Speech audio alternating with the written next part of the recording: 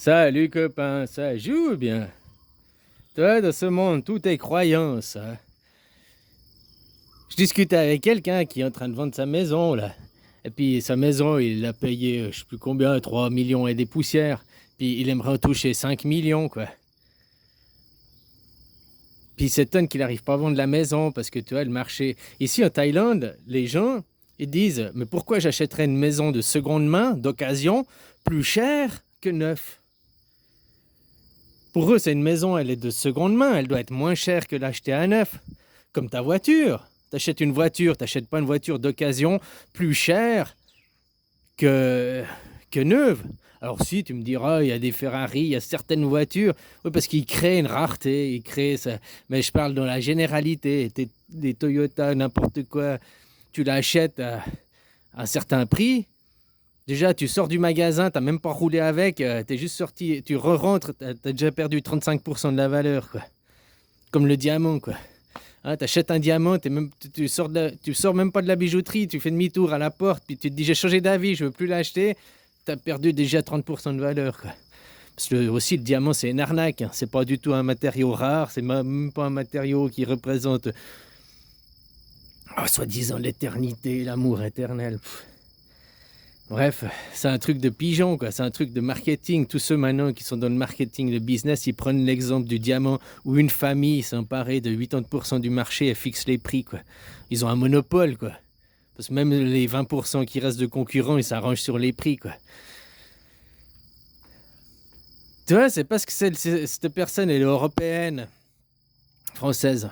Donc, chez nous, c'est normal en Europe de payer une maison de seconde main, d'occasion, plus cher. Tu fais prendre de la valeur à ta maison. Que le terrain il prenne de la valeur, c'est une chose. Mais la maison dessus, elle reste toujours de seconde main, elle reste d'occasion. Sauf que tu vois, tout est croyance. Nous, on nous fait croire que c'est normal de payer une maison de seconde main qui a déjà 10 ans, 20 ans d'âge, qui commence à avoir des problèmes, la tuyauterie, les machins, la payer plus cher qu'elle a coûté neuve.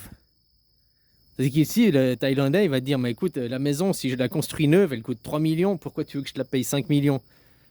J'ai une neuve pour moins cher que ta seconde main, qu'une d'occasion, quoi. Pourquoi je fais payer plus cher d'occasion, de seconde main, alors que je peux avoir une moins chère neuve? La même en neuf, c'est moins cher.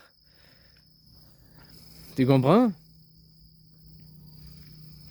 Ça, c'est de la croyance, c'est parce qu'on a mis dans la tête des gens.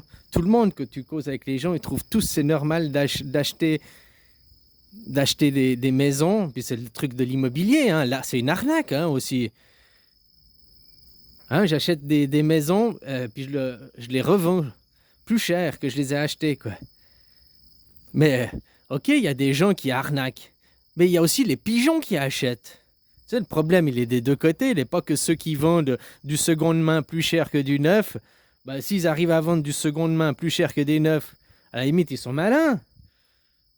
Hein, ça, ils arnaquent, mais ils sont malins. Ils arrivent à trouver le pigeon qui est d'accord de payer du seconde main, de l'occasion, plus cher que du neuf, quoi. C'est quand même un pigeon là à travers, hein. Tu vois ce que je veux dire, quoi. Sauf qu'il y a aussi dans la mentalité qu'on est formé en Europe, on trouve tout à fait normal de payer des maisons de seconde main plus chères qu'elles ont coûté neuves. Il y a quand même un problème là. Voilà, quoi. Hein, dans ce monde de croyances. Où maintenant on te fait croire l'inflation, la hausse des prix, machin, c'est à cause de Carano, c'est à cause de la guerre en Ukraine, c'est à cause de ci. Hein? Tout ça, en fait, derrière, il y a bien d'autres choses, il y a des choses qui se passent, quoi. Hein, comme je te disais, le Macron, là, c'est un employé. Déjà, pose-toi la question, le mec, il gagnait 200 000 euros par mois, plus ou moins, qu'il travaillait à la banque, je sais plus quoi, Rothschild, là. La banque avant, là, il travaillait à la banque, il vient de la banque, la finance.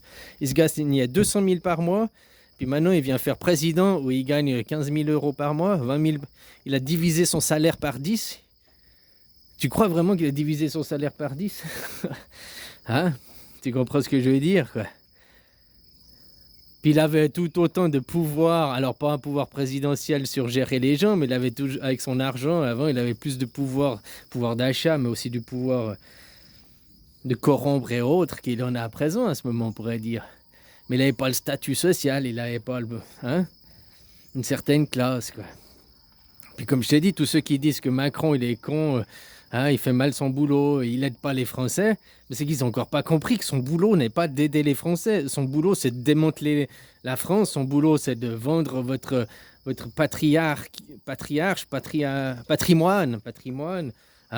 tout ce qui rapporte de l'argent à l'État, les autoroutes, les barrages, l'électricité, tout ça, eh ben, on le vend à des entreprises privées, quoi. Tout ce qui est public va devenir privé, quoi. Puis que ce sera tout à des privés, la médecine à des cliniques privées, l'énergie à des entreprises privées, tout sera à des privés, et ben toi tu seras privé, quoi. Tu sais, c'est privé, c'est à moi, mais en même temps que tu es privé de quelque chose, c'est interdit, quoi. Réfléchis à ça, c'est le même mot, tu l'écris pas différemment et tout, quoi. Donc que c'est privé, c'est ma propriété privée, donc elle est à moi, c'est privé, mais pour l'autre, c'est privé, c'est interdit, quoi. Alors que ce serait des sociétés privées. Ce ne serait plus des sociétés publiques. Tu comprends là où il est le problème aussi? Que ce sera des sociétés privées, elles font ce qu'elles veulent. On n'a pas notre mot à dire sur une société privée. La contrôler, lui dire quoi faire et tout, quoi. On n'a aucun contrôle, elle fait ce qu'elle veut. C'est une société privée qui va te priver de tes droits. Tandis qu'une société publique, tu as un droit de regard, tu as un droit de contrôle, tu as le droit de faire des commissions d'enquête, des machins. Donc tu comprends bien la différence entre le public et le privé. Et ils sont tout privatisés, quoi. Et tout ça, on est toujours dans le même cercle de merde qui c'est le capitalisme. Le capitalisme qui engendre directement derrière c'est l'esclavagisme moderne. Ça, c'est aussi les croyances des gens qui font que, parce qu'ils se laissent appâter par l'argent, puis si t'es pas content, je te vire, il y en a 20 qui veulent prendre ta place. Voilà, quoi. C'est qu'aussi les gens, ils se laissent appâter tout ça. La consumérisme, la société de consommation est une dérive directe du capitalisme. Le capitalisme, s'il n'y a pas une société de consommation derrière, c'est un problème pour le capitalisme. Si les gens ne consommaient pas plus que tant, s'ils consommaient chaque année toujours la même chose, le capitalisme, il meurt. Parce que le capitalisme, lui, il a besoin que chaque année, il y ait de plus en plus de ventes, d'achats, quoi, de plus en plus de commerce, de business. Il faut que ça augmente chaque année. C'est impossible et incompatible avec la société humaine, avec le monde humain. D'ailleurs, on le voit, c'est ce qui crée maintenant les plus riches d'un côté, les plus pauvres de l'autre. Et puis, c'est surtout les plus riches le problème. Toujours, on monte du doigt. Quand on monte du doigt quelque chose, regarde de l'autre côté. Quand on monte du doigt ceux qui sont à l'aide sociale, en se disant, ces gens au RSA, ils foutent rien, ils travaillent pas, on leur donne des allocations, blablabli, blablabla.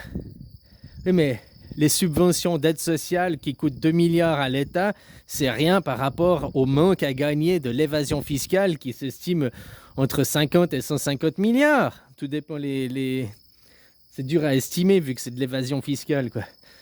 Mais c'est plus ou moins, on va dire, autour des 100 milliards. Il est là le problème, 100 milliards d'évasion fiscale qui ne rentrent pas dans tes caisses. Sans compter que tout ce qui a été privatisé, qui après la société, elle fait un arrangement, machin, puis elle paye même plus ses abonnés. Ils font la société énergétique, ils te vendent de l'électricité, puis elle fait des arrangements pour même plus payer ses impôts dans ton pays après. Et puis tout ce qui est subventionné, chaque fois qu'ils te subventionnent quelque chose, on va vous donner 15 centimes pour l'essence, on va vous donner une prime de 50 € d'aide au loyer, on va vous donner ceci, on va vous aider cela. Tous les gens sont cool, l'État il nous aide. Mais c'est une grosse carotte, tu te fais enculer 2 fois. Parce que tout cet argent qui est subventionné, qui est des aides de l'État, il vient d'où l'argent? Il vient de l'argent public, donc directement de l'argent des impôts. Donc c'est toi-même qui te subventionne l'aide que tu vas recevoir, quoi. Tu comprends? On va aider, je sais pas quoi, l'Ukraine, on va aider ceux-là avec l'argent public. Donc avec l'argent de tes impôts, donc avec toi-même qui va payer par tes impôts, augmentation d'impôts. Maintenant, pour plus montrer que les impôts ils augmentent, ils font des dettes, sur les générations futures, quoi. Et puis les gens sont contents. Ouais, tu te rends compte, l'État, il va nous aider. Mais maintenant, je vais devoir y mettre de 50 € pour le loyer. Par contre, ça va augmenter ça va augmenter mes impôts de 70 €, quoi. Manque à gagner 20 €. Tu perds 20 € dans l'histoire. Voilà, quoi. Je te dis, le problème, il est surtout de l'évasion fiscale de tous ces riches, quoi. Tout ce manque à gagner, tout cet argent qui rentre pas dans les caisses, quoi. Eux, ils te montrent que l'argent qui sort des caisses, quoi. Mais ils parlent jamais du manque à gagner, de tout ce qui rentre plus dans les caisses. Toutes ces entreprises qui sont privatisées, tout ce qui est... Hein, même maintenant, votre nucléaire, il était vendu à General Motors, machin et tout. Même pour faire Vous êtes dans la merde, quoi. Tu comprends? C'est complètement hallucinant, quoi.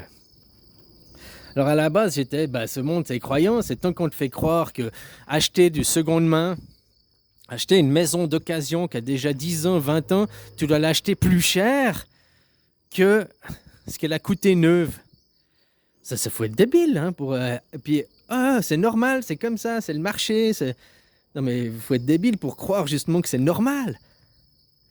C'est pas normal. Que le terrain, il ait pris de la valeur, ça c'est une chose. Le terrain, peut-être t'as acheté le terrain à 1 million, puis t'as construit une maison à 1 million, disons. Et au bout de 20 ans, ton terrain, il vaut peut-être 1,5 million, mais ta maison, elle vaut plus que 500 000, parce qu'elle a des fissures, elle a ci, elle a ça, quoi. Ah, mais je l'ai entretenue, machin. S'en fout que tu l'as entretenue. Elle a 20 ans, ta maison, elle est pas neuve, quoi, merde.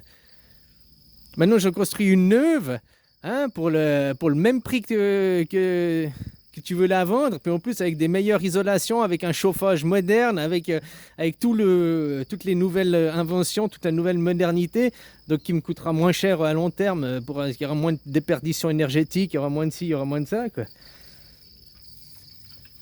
C'est ça, il est là le problème. C'est comme le mec qui fait son Jackie Tuning, il s'achète une voiture, il fait le Jackie Tuning, il lui fait un stage 3, là, le mec il achète une bagnole 30 000 €, là, il met 50 000 € dessus de tuning, puis après il veut te la vendre pour le tuning. Mais les pigeons qui vont acheter, qui sont d'accord de payer une voiture d'occasion qui a fait du tuning, donc qui a fait peut-être des rodéos, qui a fait des démarrages à froid, que le moteur il est à moitié niqué, quoi. Il est d'accord de la payer plus cher qu'une voiture neuve, qui est son défaut, quoi. Mais c'est là le problème dans la tête des gens. Tant que les gens seront d'accord de se faire baiser et trouver que se faire baiser, c'est normal, c'est la coutume. Ça chez moi, c'est les us et coutumes de mon pays, c'est se faire baiser. C'est tout payer le seconde main, de l'occasion, c'est de le payer plus cher. Le mec qui bousille son moteur dans sa bagnole, qui fait du Jackie Tuning, qui fait démarrage à froid, qui fait des burn-out, machin et tout, quoi. Je vais payer la voiture plus cher que neuve, quoi, pour avoir plein d'emmerdes et plein de problèmes après. Oh, c'est nickel, quoi. Ah, mais c'est les coutumes de mon pays, quoi. Qu'est-ce que tu veux, quoi. On est cons, on est un pays de cons, quoi. C'est pour ça que nos dirigeants arrivent bien à nous enculer, quoi. Oh, puis on leur demande, hein. Faut pas qu'ils y aillent avec le dos de la cuillère. Ah, parce qu'on aime ça, nous, hein, se faire enculer, quoi. Sacrée bande d'enculés, ces Européens, quoi. Européens, américains, quoi. Le monde occidentalisé, ce monde qui se dit civilisé, intelligent, puis qui est con comme un gland, quoi. Payer du seconde main, payer des choses abîmées, foutues, plus cher que du neuf, quoi. Faut franchement avoir des gros troubles psychologiques, quoi. Mais c'est comme ça, on n'a pas le choix, hein, voilà, on fait rien, hein, on reste assis, puis on gendre, c'est comme ça, on n'a pas le choix, c'est comme ça. Le mal triomphe de l'inaction des gens de bien, et tant que les gens ils resteront assis sur les chaises à jacasser, puis c'est comme ça, mais à pas agir. Voilà.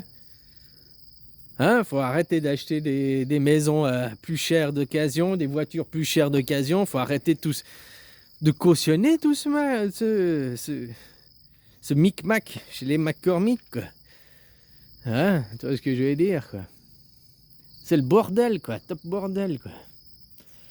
Bon, allez, bisous, copain. Puis il est là à changer l'esprit des gens, la tête des gens, le paradigme dans la tête des gens. La société, elle est hyper simple à changer. Mais changer les croyances des gens, il est là le problème. Parce que les gens, ils vont dire, oui, mais ça a toujours été comme ça.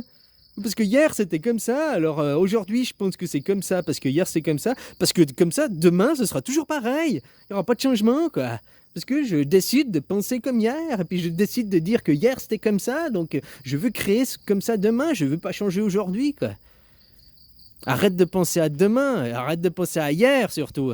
Parce que hier c'est mort, hier c'est enterré, hier il est déjà brûlé. Puis demain il n'existe pas encore, mais tant que toi tu penseras à hier pour créer demain, bah demain ce sera la même chose que hier. Allez, bisous copain.